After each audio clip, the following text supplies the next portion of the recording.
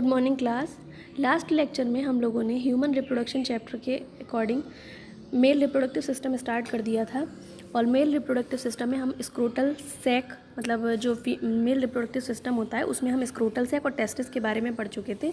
Next part आता है हमारा, नेक्स्ट पार्ट जो है वो है एपिडिडाइमस। एपिडिडाइमस जो आपने देखा कि टेस्टिस के जस्ट ऊपर वाला भाग जो होता है वो एपिडिडाइमस कहलाता है। ये वाला भाग ये बहुत ज़्यादा कुंडलित होता है। जब यही वाला कुंडलित भाग आगे जाता है ये कम कुंडलित हो जाता है, तब इसे कह देते हैं वास डिफरेंस। वास डिफरेंस जो जगह है वो उसमें कुछ उसके अंदर की साइड में कुछ सिक्रीटरी सेल्स पाई जाती हैं। सिक्रीटरी सेल्स का काम होता है किसी भी चीज़ का श्रावण करना, तो सिक्रीशन करना। तो ये जो है इनकी सेल्स जो होती हैं सिक्रीटरी सेल्स, वो सिक्रीशन करती हैं एक लिक्विड का जो शुक्राणुओं के मार्ग को बहुत ही ईजी बना देता है। मतलब उसमें पास शुक्राणु जब पास होते हैं तो ईजिली पास हो जाते हैं। ठीक है, उसके बाद ये जो वास डिफरेंस है वो आगे जाकर सेमिनल वेसाइकल वाले भाग से, ये ग्रीन कलर का जो भाग है ये सेमिनल वेसाइकल है और आप देख रहे हैं ये जो वास डिफरेंस है ये यहाँ से होता हुआ ये सेमिनल वेसाइकल वाले भाग से जुड़ जाता है।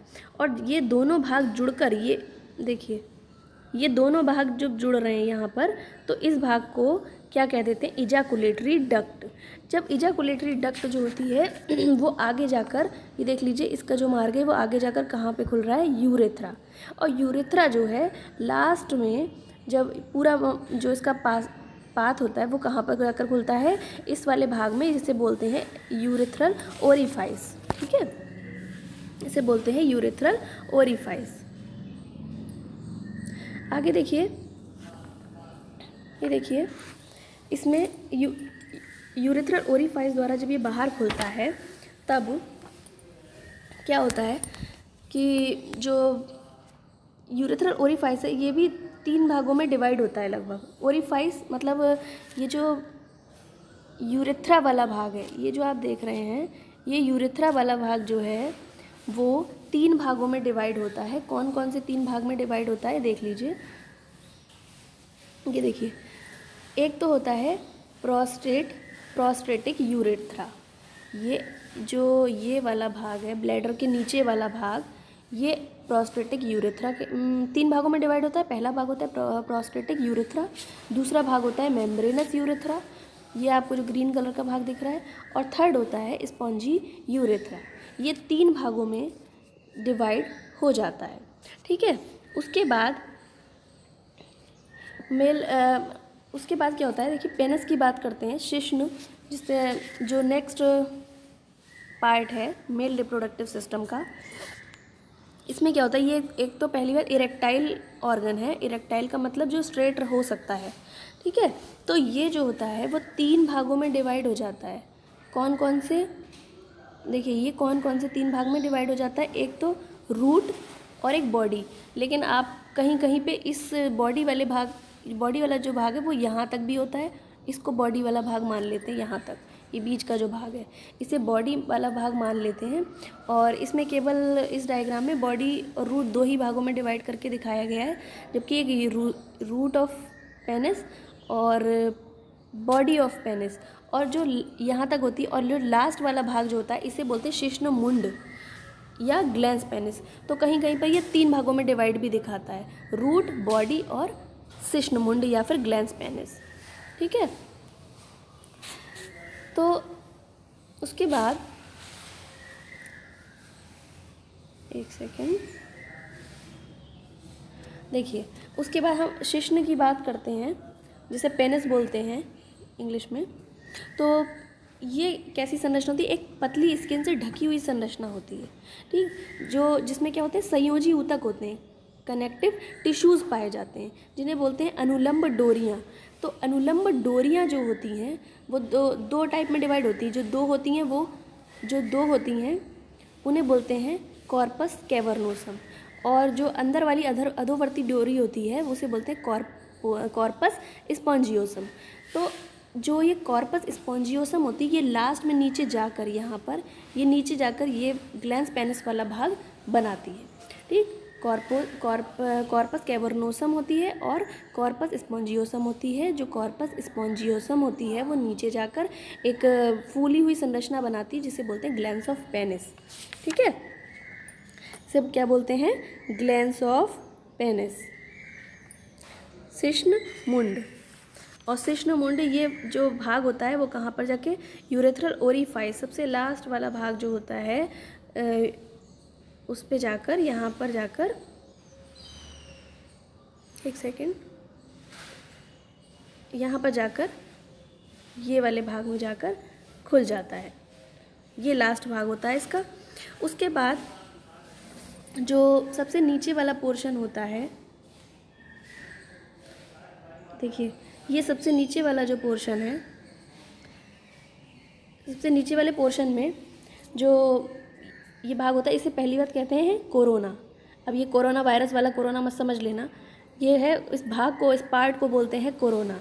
और इसकी जो स्किन होती है वो फोल्ड हो जाती है, मतलब ये देखिए ये फोल्ड हुई स्किन होती है नीचे, जिसे बोलते हैं शिश्नाग्र, शिश्नाग्र या फिर फोर स्किन या प्रिप्यूस, ये 2-3 नाम है इसके, ये बोलते हैं इसको। ठीक है, जब सेक्सुअल वो एक्साइटमेंट होती है या मैथुन उत्तेजना बोलते हैं, तब क्या होता है, जो इसमें पेनाइल आर्टरी होती है, मतलब शिश्न धमनी जो होती है उसमें ब्लड आकर इकट्ठा हो जाता है, और ये जो पेनिस वाला भाग होता है ये इरेक्टाइल हो जाता है, एकदम मतलब स्ट्रेट हो जाता है। तो इस भाग में हम लोगों ने इतने सारे जो जितने भी ऑर्गन थे वो सारे पढ़ लिए। अब लास्ट में जो आता है वो आती हैं सहायक जनन ग्रंथियाँ या एक्सेसरी ग्लैंड्स। ठीक है, सेक्स ग्लैंड्स जो होती हैं वो आती हैं, जो कौन कौन सी मैंने आपको पहले भी बताया था। एक होती है सेमिनल वेसाइकल, दूसरी प्रोस्टेट ग्लैंड, और थर्ड कौन सी होती है, बल्बो यूरेथ्रल ग्लैंड। जो सेमिनल वेसाइकल होती है ये वाली, उसमें क्या होता है, वो ग्लैंड एक चिपचिपे तरल का क्षारीय द्रव का स्रावण करती हैं, यानी सिक्रीशन करती हैं, जो वीर्य होता है, सीमेन होता है, जो लिक्विड मतलब सिक्रीट होता है, तो उसका 60% लगभग भाग बनाती है। और इसमें क्या होता है, फ्रक्टोज होती है, फ्रक्टोज शर्करा, प्रोस्टाग्लैंडिन्स होती है, और सीमेनोजेलिन नामक प्रोटीन होती है। तो ये मटेरियल इसमें होते हैं। तो फ्रक्टोज शर्करा का क्या काम है, क्योंकि ये एक कार्बोहाइड्रेट है फ्रक्टोज शर्करा, तो ये मतलब जो शुक्राणु होते हैं उनको एटीपी के रूप में ये एटीपी के रूप में जो एनर्जी होती है वो देती है, जिससे शुक्राणु गति कर सकें। ठीक है, और जो दूसरी प्रोस्टाग्लैंडिन्स, इसका काम क्या होता है, ये शुक्राणु को सक्रिय बनाए रखने में यूज़फुल होती है। जो इसमें मटेरियल तो होते हैं, मैं उनकी बात कर रही हूँ, सक्रिय बनाए रखने में हेल्पफुल होती है। और जो लास्ट होता है सीमेनोजेलिन, उसका काम होता है वीर्य, मतलब सीमेन जो निकलता है उसको कोएगुलेशन करना, उसका मतलब स्कंदन करना। ठीक है, जिससे वीर्य जो क्या होता है, गाढ़ा हो जाता है। उसके बाद नेक्स्ट जो ग्लैंड है वो है प्रोस्टेट ग्लैंड। अब प्रोस्टेट ग्लैंड में भी क्या होता है, सिट्रेट होता है, फॉस्फेटेज होता है, और बहुत सारे प्रोटियोलिटिक एंजाइम्स होते हैं। तो सिट्रेट, फॉस्फेट, इन सब का काम क्या है, जो बहुत ज़्यादा कोएगुलेट ना हो जाए सीमेन या वीर्य, जो मतलब उसको रोकता है, बहुत अधिक कोएगुलेशन जो होता है वो ना हो, उसको रोकता है। कौन, जो इसके अंदर जितने भी मटेरियल होते हैं, सिट्रेट, फॉस्फेटेज और प्रोटियोलिटिक एंजाइम, वो सारे। ठीक है, उसके बाद जो लास्ट ग्लैंड है वो है बल्बो यूरेथ्रल ग्लैंड।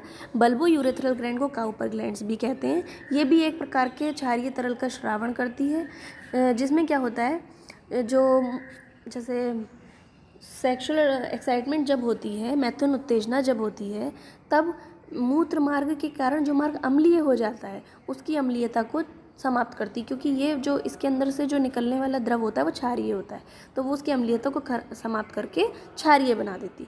तो इस तरीके से ये 3 टाइप की जो ग्लैंड्स हैं वो होती हैं। तो इनके बारे में डिस्कस हम लोगों ने कर लिया। अब नेक्स्ट वीडियो में हम लोग फीमेल रिप्रोडक्टिव सिस्टम के बारे में डिस्कस करेंगे। ठीक है, ओके।